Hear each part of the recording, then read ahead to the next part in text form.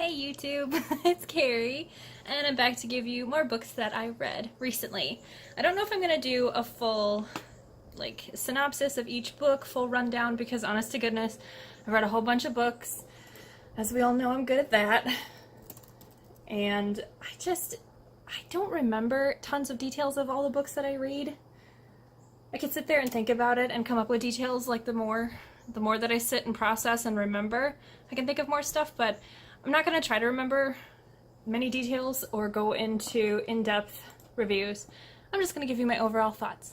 There are a few books this month, though. In fact, I think I have a bunch of 5-star books this month. Not this month. I mean, I don't know. I don't even not even doing monthly wrap-ups anymore because I just read so much.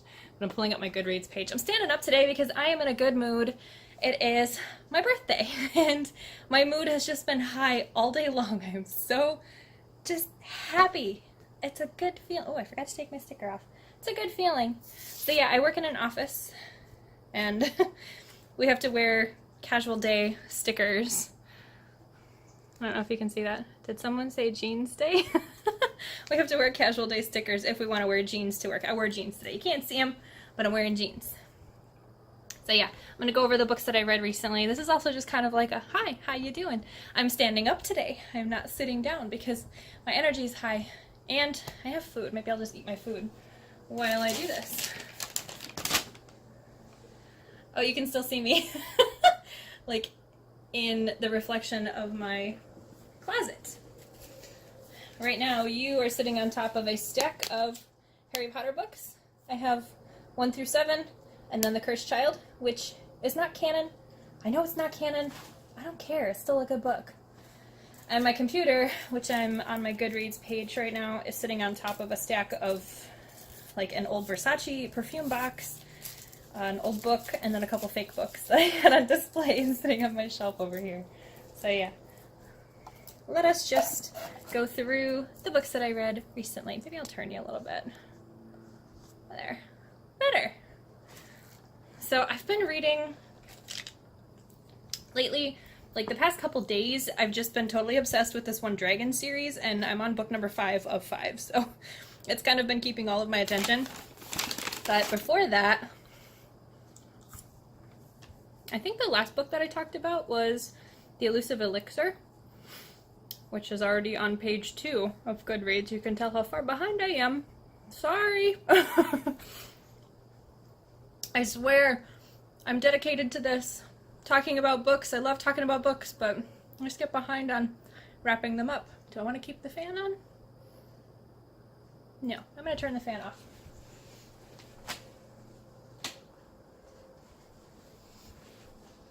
So yeah. After The Elusive Elixir, I read a book called Fata Morgana. And focus on me, please. Hi! I read a book called Fata Morgana, and I gave this one 5 out of 5 stars. It is a military book. It starts out, I think, in World War II, and it's about a bomber group, crew, I don't know what the official term is, team, whatever. This crew of this one bomber plane, they end up going through this little rip in time and get pushed forward into the future. And it sounds really cheesy, and it kind of is. I mean, there are parts of it that are, you have to have this sort of level of suspended disbelief in order to get through it, but honest to goodness, there's a flashback sort of scene where one of the crew members is talking about a ship that he was on previously, or a plane that he was on previously, called the Ill Wind. Chapter 4. If anybody can get through Chapter 4 without feeling like their stomach is just hollow and it's dropped to the bottom and like their jaw is hanging open, if you can get through that without feeling like you want to break out in tears and just cry, I commend you, because I am not that strong of a person. Chapter 4 just broke something inside of me, and I am not even exaggerating. It was very hard to read. And I can't speak to its accuracy in terms of representation when it comes to the military. I'm sure it is fine, but I've never been in the military. But I thought it was a good book. So I would definitely recommend that. Like I said, 5 stars. Next book that I read, I also gave 5 stars. It's called 180 Seconds. And it's about a girl in college struggling with anxiety and depression, and she's very antisocial. She doesn't want to talk to anybody, and she is sort of forced to take part in this social experiment where she has to stare at a complete stranger for 180 seconds. And this connection during this time, like, it forms this sort of relationship with that person, and it takes off from there. It's very dramatic, but not in like a cheesy YA contemporary kind of way. The characters are very non-cliche, and I appreciate that. I loved it a lot. I would definitely recommend it. I won't go too much into detail with that. The next book I would absolutely recommend because she's one of my favorite authors. It is by Victoria Laurie, and it's one of her standalones. It's a YA book called When, and gave it 5 out of 5 stars. I've read it before. This was a reread for me. I don't think I have it with me. I read the audiobook. Most of these will be audiobooks unless I say otherwise. I have the paper book. It must be at my parents' house. But this story is about a girl in high school, and she has always had the ability to see the day that somebody will die, and it's like printed, and it's like a barcode across their forehead, the date that they will die. And she only realized that this is what that date was when her father died. So she sees the death dates of a couple of the kids that she goes to school with, or just local kids. And so she gets roped into like the FBI investigation of like, who killed these people? She must have. She knew it was going to happen. That kind of a deal. It sounds cheesy. It sounds weird. And like bits of it, there's a level of suspended disbelief, of course. There are people with these abilities out in the world, or who claim to have these abilities, I'm sure. But I don't care. I think it's great. And I am totally on board with Victoria Laurie's writing. There's only one book of hers that I was not a huge fan of. I didn't like it for one main reason, but other than that, I love all of her books. I have both of her series in their entireties on my bookshelf over there. She's still writing one of them, but I have everything written so far. Next book that I read, I'm actually getting rid of. And that is Golden Surrender by Heather Graham. Heather Graham is a pretty well-known romance author. She writes very traditional romance, I think. This is traditional historical romance, and I think I've just fallen out of love with the genre in general.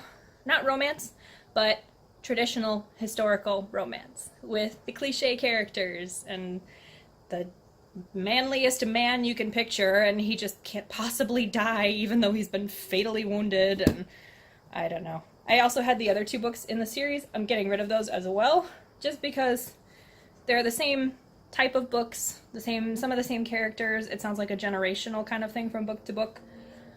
Not interested in reading them. I'm not going to get to it. I DNF'd this one, I think, about a third of the way through. Got to a certain point where I'm just like, I hate these characters. I can't stand them. These are not real characters. So yeah, I gave that a 1 star. So, it's going on the pile to be donated or just disposed of. Next book that I read, I also gave 5 stars. It's called In the Middle of Somewhere, and it is a queer romance between 2 men. And it is just, again, non-cliche characters. I mean, I love the setting, although apparently the author feels like Michigan is in the middle of nowhere, in the tundra, frozen wasteland. Like, that's how the characters are described, talking about this location. I'm like, really? Michigan is not the middle of nowhere. I gave this 5 out of 5 stars. There are bits of it that are so, so, so good. And little quirks here and there that I wasn't a big fan of, but overall, very good book. I'm a sucker for queer romance between guys. I don't know what it is. It's just so charming, so heartwarming. I love it. Next couple books. Let's see. Next book that I read is called The Hidden Oracle, Trials of Apollo, Book 1, which I know a lot of people have talked about on BookTube. I liked it. There were lines here and there that I found really funny, and I was laughing out loud. But I haven't read any of Rick Riordan's other books. None of his other series. This is the first time I'm picking up one of his books. And I must say, it does make sense. The stories make sense.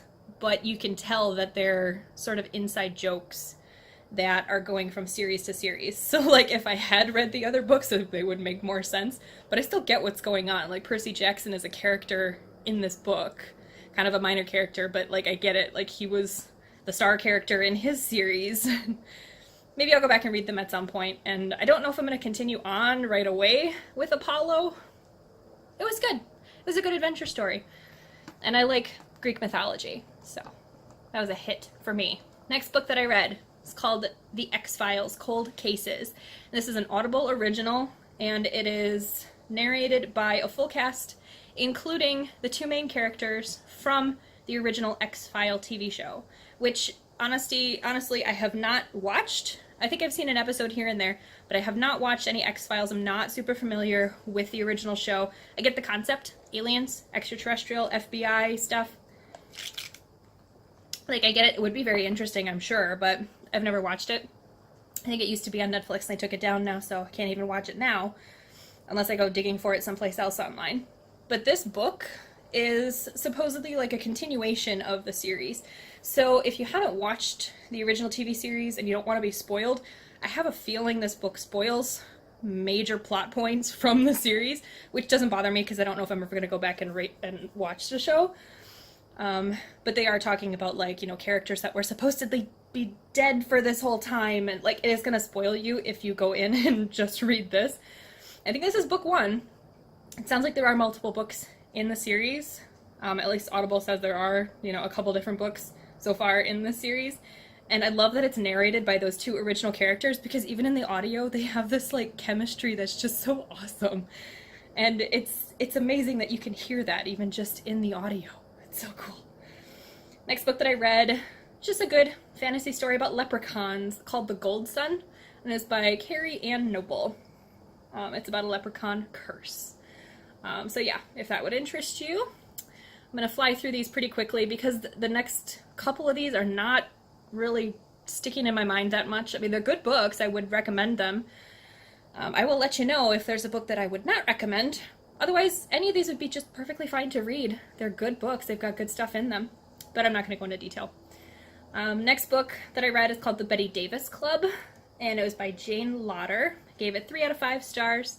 It's about a woman who goes off to get back her wayward niece who ran away from her groom at her wedding. Just all this crazy stuff happens. And it is a very good sort of road trip type book. Bunch of weird situations. Next book is The Girl Who Drank the Moon by Kelly Barnhill. I gave it 3 out of 5 stars. It is a good fairy tale story. I like there's magical elements in it, but I didn't really understand the magic system. That was kind of confusing for me. I think there are bits that could have been a little more clear. Otherwise, it was good. Next book was so dramatic. It's called Helldivers, and it's by Nicholas Sansbury Smith. It's the first book in a series, but I don't think I'm going to continue on with the series just yet. It's about this post-apocalyptic world where all of the remaining humans that were on Earth, they had to flee Earth in order to survive, and they're floating in the atmosphere in these giant spaceships, and each spaceship has slowly fallen back to Earth, and now there are only 2 that are left up in the air. And these characters, these people called Helldivers, have to dive down to the surface of Earth and collect resources that the ships need to stay up. So it is very interesting. It reminds me a lot of I Am Legend, if you've seen that movie. Or I'm thinking it's a book, too. Not sure. I've seen the movie. But it's like whatever stayed on Earth has been polluted by this sort of disease, and the humans that are up in the sky, they have to come down to Earth and interact with these mutants, and it's very, very dramatic, like I said. Next book that I read creeped the hell out of me. Oh my god. Like, just the imagery that this book put into my head. It's on the line of Stephen King, but I don't even think he went as bad in some of his stories. Like, this is like depraved. This is ghastly, awful. It's called Hell House. It's by Richard Matheson, and I gave it 4 out of 5 stars just because it creeped the hell out of me. And it's not the overall story, the main arc of the story. What creeped me out was the backstory of the house. What this man did in his house. The people he brought in and had stay with him, and all of just the gruesome, horrible, just nightmarish shit that went down in his house. Oh my god. That's the part that stuck with me. And it's only like 1 chapter where he's describing in detail everything that went on with this. It's just... I don't like how the book ended. I felt like it ended kind of weird. Like, they embarrassed the ghost to death. That makes no sense at all to me. But this is an older book. I think it was made into a movie in the 70s, so it is an older horror story, but oh, it's worth the read just for the creep factor. Next book that I read is a biography by Caitlin Doty. She's here on YouTube as well. She does the Ask a Mortician series. This is called Smoke Gets in Your Eyes and Other Lessons from the Crematory. And this is a creepy book as well, but it's also very eye-opening in that you realize that some people actually do this every day. This is their job. They have to do this to prepare the remains of the deceased, the bodies of loved ones, for cremation or for burial. And it's just the processes that are involved and like things that the average person doesn't think about in a day-to-day life. Like, who goes and gets the babies that are in the hospital that don't survive being born or that don't survive out of infancy? Like, oh my God. And it's heartbreaking to read it because, you know, these were real people. It's sad, but at the same time, somebody's got to do it. And I applaud Caitlin Doty for doing this job because I am not strong enough to do that. I can tell you that right now. Next book that I read is called Red Queen, and it's by Victoria Aveyard. I've seen that people talk about this one a lot too. I gave it 4 out of 5 stars. I did think the magic system was really good. And I don't know, I like the idea of different classes of people being born. The upper class is born with silver blood in their system, and the lower class is born with red blood, so there's no question as to who belongs where, when all of a sudden our main character, this girl, she's got red blood, but she's also got silver abilities. So she's the in-between for this class system, and she's throwing everything out of whack. And I really do enjoy it, and I feel like it could go someplace really good. I'm going to try book number 2. I'll let you know what I think after that. Next book that I read is called Once Burned, and it's by Janine Frost. I hope I'm saying that name right because she spells it a little funny. And it is first book in a series, and I am going to continue on with the series as well because I really did enjoy this first book. It's about a girl who suffers a tragic accident in her youth. I don't remember if it was like when she was really little or if it was when she was like in her teens, early 20s, something like that. She gets struck by lightning? How's she even in an accident? I don't remember. She gets injured somehow, and her whole right arm is scarred and like damaged in this accident. And what is it? Her right hand, she can touch somebody and electrocute them. Actually, I think she can with both hands. If she touches somebody, she can electrocute them and like stun them to death, so she can't touch any humans. But if she touches them specifically with her right hand, which is the one that has the scars on it and everything, then she can pull feelings, she can pull emotions, she can like intuit things from whatever she's touching, be that an object or a person or something. She can pick up a ring and tell you who owned it and where it came from, and sometimes she gets future visions too. So she picked up this really weird psychic ability from her accident. Well, she was just living a normal life before that, and then all of a sudden she has this fantastic new ability, and she is discovered by the vampire community, or just the supernatural community in general. So she starts working as a part of a traveling circus with her best friend, who is a little person who is a vampire, which I think is just awesome. And Marty is the little person vampire. He is protecting her and helping her to kind of hide her ability, and she can touch him and electrocute him because it doesn't really hurt him that much. And then she gets kidnapped by this other vampire group. Sorry, this is a book that I really enjoyed, so I'm going a little more in depth with it. She gets kidnapped by this other vampire group, and they're trying to use her ability to intuit off of this old ring to try to figure out where this vampire is, this other being. This group of bad guys, they want to get somebody. They're going to use her to help her get that guy. So she picks up the ring and she holds it and she intuits where he is, and she sort of throws her consciousness through the ring to where this man is, and she's spying on him, but what she doesn't realize is that he can sense her there. He knows that she's spying on him, so he starts communicating with her psychically. Like, man and woman are communicating back and forth, and she decides that her best chance of survival in all of this is to befriend the guy that they're trying to kill, or the guy that they're trying to spy on. So he comes and saves her and kills all the bad guys and becomes friends with this guy. Turns out he's the vampire the Vlad the Impaler from olden times, although he absolutely hates being called Dracula and is like he hates everything about that stereotype or that belief, which is just, you'd think it'd be really cliche, but I was very impressed with how it worked out, because their relationship was based on like them communicating back and forth. Her, this modern day human who was just thrown into this world with this ability, and she's kind of sarcastic and flippant about it. Like, she's just sort of, what can I do now? This is my life.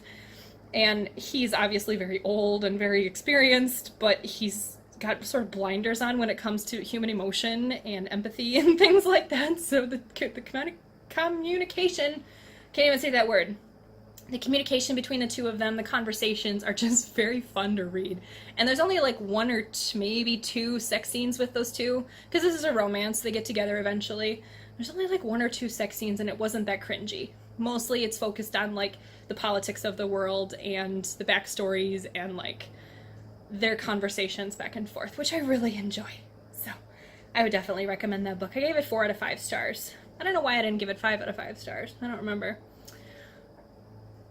Next book that I read is called Catch Me If You Can, The True Story of a Real Fake by Frank W. Abagnale. This is the book that inspired the movie. So the stories are different. In the movie, you know, there's a heavy emphasis on like family, emotional ties, and that's sort of what's causing him to steal and be this sort of imposter.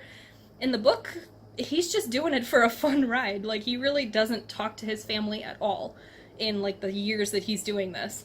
And at the end of the book, he doesn't even get caught. So that frustrated me, because I'm thinking of the movie plot. I'm like, okay, I have a kind of an idea of where this is going and what we know about the author in his real life. Because I remember hearing a little bit about that when the movie originally came out.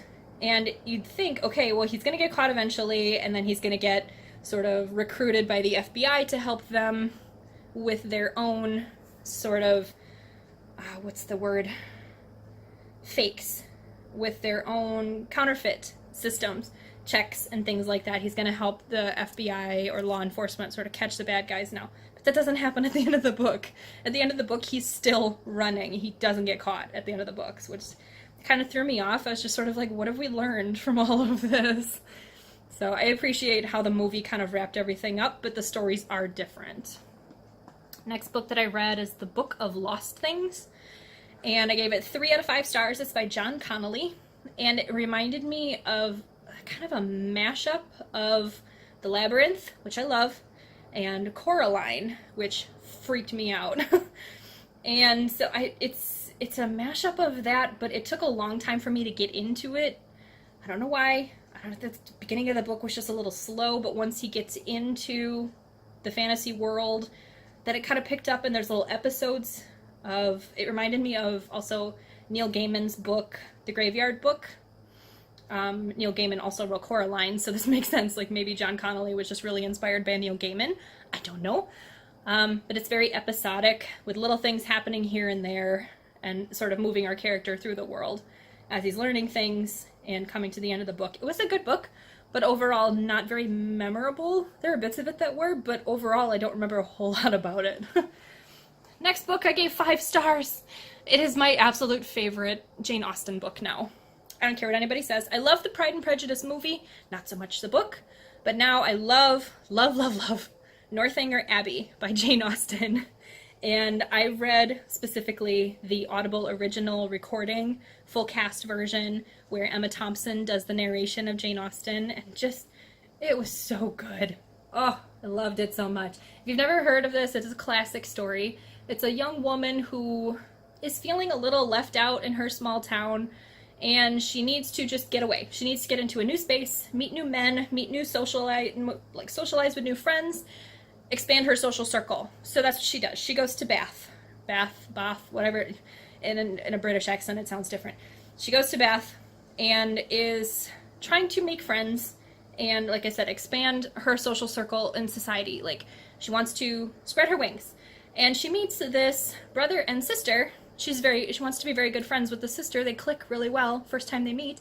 And the brother she thinks he is so handsome and so cultured, well-read, very polite, everything that a gentleman should be. And they're brother and sister. So, like, this is perfect. She wants to get to know this family better, but she is sort of hindered in this progress. She's stopped from getting to know them at every turn by this friend of hers who is a social climber and very clingy and catty, and this, her brother, actually, who is just got sort of blinders on because he's so focused on the girl that he likes a lot, and this other suitor of hers who just keeps boasting about himself and does not take no for an answer. Oh my god, these three people are just blocking her at every turn. They're making her life more miserable, and she can't get to know the brother and sister that she wants to get to know. So I would highly, highly recommend reading this book. Even if you just read the paper copy, it's the same story, obviously, but I love the Audible original recording. So good. So good. And then the next three books that I read, the last three books that I read, all got 5 stars. This is the book series that I'm in the middle of right now. I'm not in the middle. I'm at the end. I'm in book number 5. Oh, I can't even look at it. It's on my phone. I think I have about 13 hours left of book number 5 in the series, the last book. It's so good. I read the first book, I think a month ago, I think. It's called Firebolt, by Adrienne Woods. And so I read books 2, 3, and 4 all back to back. I had to pay full price for them. Like, I got my credit and I bought book 2, and I'm just like, okay, I gotta keep reading. I bought books 3 and 4 and 5 all full price. I'm just like, I can't, I need to know what happens next. And it's not even that the writing is fantastic or the story arcs are so good, it's just the characters, it's like the world. I need to find out what happens, even though at this point I'm so frustrated with the main character. The point I'm at in book number 5, I'm just like, girl, would you stop? Yeah. I'm not going to spoil anything because I feel like everybody should read this book. I said in my review for Firebolt that it's kind of like a Hogwarts school for dragons and dragon riders. So it's teaching the dragon riders how to be riders, teaching the dragons how to be dragons and like learn about their powers and everything like that. And in this world, every dragon has a rider. And so some of the people in this school end up pairing up as dragons and riders. Sometimes it's male-female, sometimes it's male-male, sometimes it's female-female. It's not a romantic thing, it's like a bond thing. That's explained really well in the books. But like, in the cases where the bond is male-female, sometimes they call it a dent, which is a really strong emotional romantic bond at that point. So it's really cool. I love just the whole world building, the whole concept of it is so good. And I love dragons. Like, I'm a dragon book reader, apparently. All the books that I've loved this year so far, most of them have had dragons in them. I lied. There's a lot of books that did not have dragons. For example, Northanger Abbey did not have any dragons in it, and I still loved it. But I find myself drawn to fantasy books with dragons because just the idea is so good. So yeah, book 2 is called Thunderlight. Book 3 is called Frostbite, and book 4 is called Moonbreeze, and I'm currently reading book 5, which is called Starlight. So yeah, the book titles don't have anything to do with the story. I don't know why. Well, book 2 does. I don't know why book 3 is named that way. I don't know why book 4 is named that way. The names don't have anything to do with the story in general. Not that I can tell anyway, but it's still good. It's so good. You should read the books. Would definitely recommend. I totally forgot that I had food sitting here, even though it's literally right in front of me. Like, hello. It's sitting right here getting cold. So, I'm gonna go. I will let you know how book number 5 is. I'm assuming book number 5 is also gonna get 5 stars, but we'll see how the series wraps up. If I'm okay with the ending. If the overall outcome of this series pleases me. We shall see. But yeah. Again, I'm just having an awesome day. I wanted to talk about books, and dance a little bit, and stand up. But I'm going to let you go, because I'm going to eat my food before it gets even colder. I hope everybody is having a fantastic day, and I will talk to you all later. Bye!